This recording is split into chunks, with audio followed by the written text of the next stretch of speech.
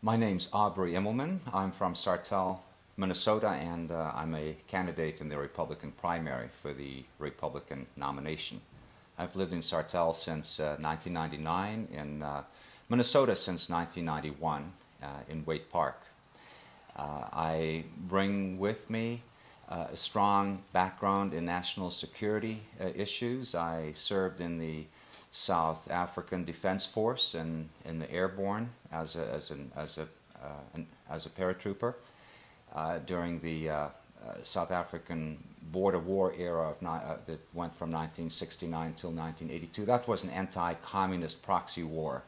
More recently, as a U.S. citizen, I have served as a consultant to the U.S. military on counterproliferation, weapons of mass destruction, threat assessment, and national security issues. I decided to run because, in my opinion, we face serious national security issues.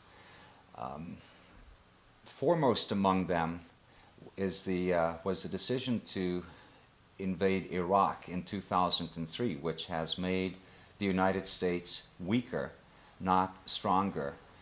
Iraq was no threat to the United States in 2003. It was well contained with well thought out policies that were instituted by the first President Bush in 1991 after the first Gulf War.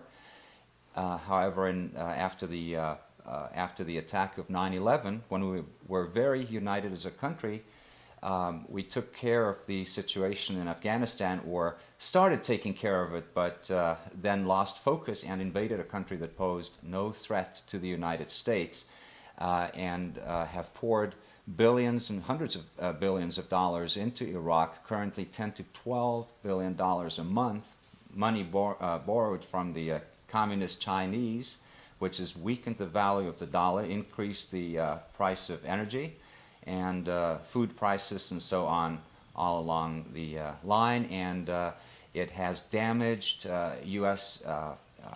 United States stature as a world leader, and we need to take a strong position as a leader of the free world, and it's very important in that regard that we do not embark in these kinds of foreign policy or these foreign military adventures that weaken the stature of the United States and make enemies around the world.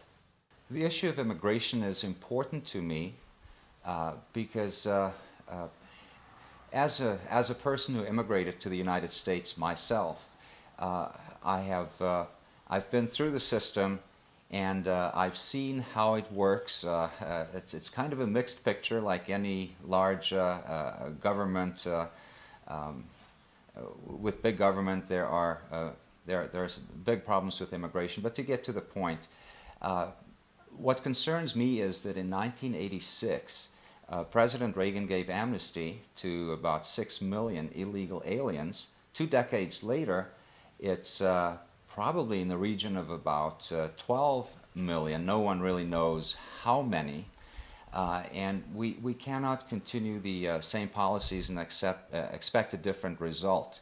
What most concerns me is the suggestion that we should place illegal aliens on a path to citizenship, because it discourages the very behaviors that we're trying to discourage. If we make the same mistake now that we did in 1986, 2 decades down the road we may have 24 million and not 12 million. So we need to look really, really carefully at this, especially at a time when we face national security threats and problems with securing our borders.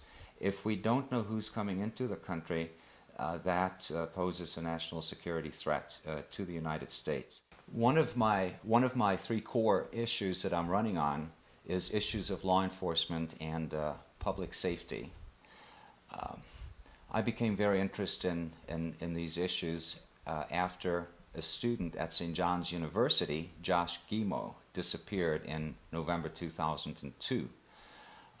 When he wasn't found within a month or so, I decided to contact Patty Wetterling, who lives right there in the area in St. Joseph. to discuss other missing person cases. And that's how I became involved with Patty Wetterling and started supporting her efforts in community safety, public safety, and so on.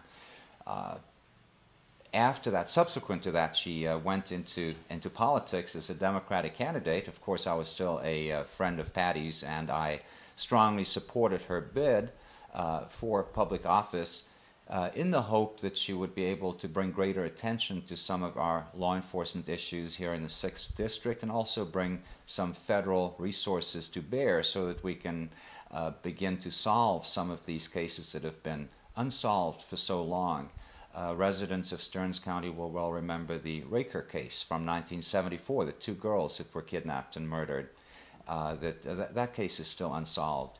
In 1989, January, 9 months before Jacob disappeared, a 12-year-old boy was abducted in Cold Spring, physically, sexually, and verbally assaulted with an MO very similar to the Jacob Wetterling abduction. Fortunately, Jared, the Cold Spring boy, was let go. Then, of course, there's Jacob Wetterling.